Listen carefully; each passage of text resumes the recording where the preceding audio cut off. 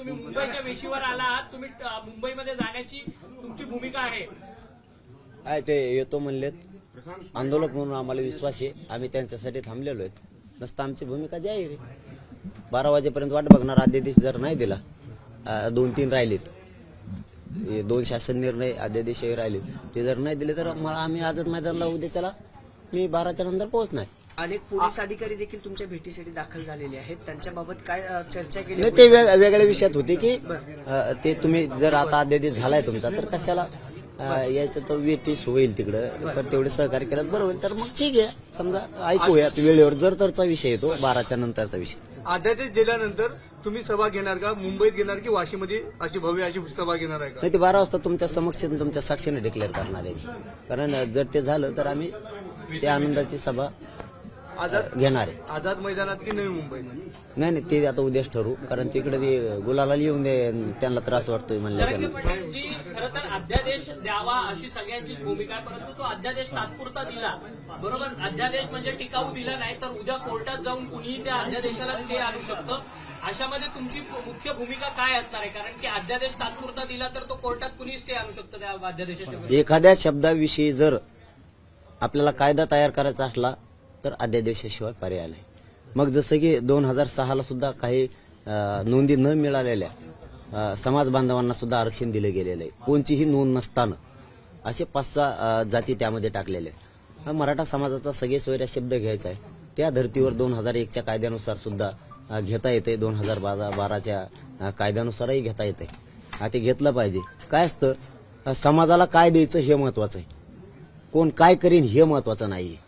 जर तुमची जमीन घेतली, तुमच्याजवळ फक्त जमीनच आहे, 7-12 नाही, त्या जमिनीला काय अर्थ नाही. तुम्हाला 7-12च असावं लागेल तरच ती कायदेशीर तुमची. तसं तुम्हाला जर सगळे सोयरा तुमचा शब्द घालायचा आहे नोंदी मिळाल्यासाठी, तर तुम्हाला सगळे सोयऱ्यांसाठी कायदा पारित झालेला अध्यादेश अत्यंत महत्वाचा आहे. ते आपण देण्याचं काम करतोय. पुढच्या ज्या काही गोष्टी आहेत त्या होत राहत असतात, ते चालू राहत असतं. त्याला भिडायचं असतं, त्याला संघर्ष करायचा असतो, त्याला उत्तरं द्यायची असते. परंतु जे होतच नाहीये ते करून आणणं समाजासाठी हे अत्यंत महत्वाचं आहे. 7-12 अत्यंत गरजेचं आहे. म्हणजेच सगळे सोयऱ्या शब्दासाठी अध्यादेश अगोदर सगळ्यात महत्वाचा. टिकाऊ आरक्षण हवंय की अनटिकाऊ आरक्षण? ओबीसी आरक्षणातलं टिकाऊ आहे हे कोणाला चॅलेंज होत नाही आणि करता पण येत नाही. कारण ओरिजिनल नोंदी आहेत त्या शासकीय सरकारी सापडलेल्या, ते चॅलेंज होत नसतं. कुणी काही गप्पा मारू द्या, ओबीसी आरक्षणातलं चॅलेंज होत नाही. जर आमच्या कुणबी होणार असल्या तर देशातलं 27% आरक्षण चॅलेंज होऊ शकतं. सगळे सोयऱ्यांच्या अध्यादेशांवरती प्रश्न आहे. खरं तर तुम्ही म्हटलं सगळे सोयऱ्यांना दिलं पाहिजे, त्या संदर्भात तुम्हाला सरकारकडनं GR सुद्धा आलेला आहे, परंतु त्याचा अध्यादेश काढल्यानंतर ते हायकोर्टात टिकलं नाही, तर मग पुढची भूमिका काय? हे बघा, जर तरला आताच किंमत नाही, अपयशी माणसाने आधीच बोलू नाही.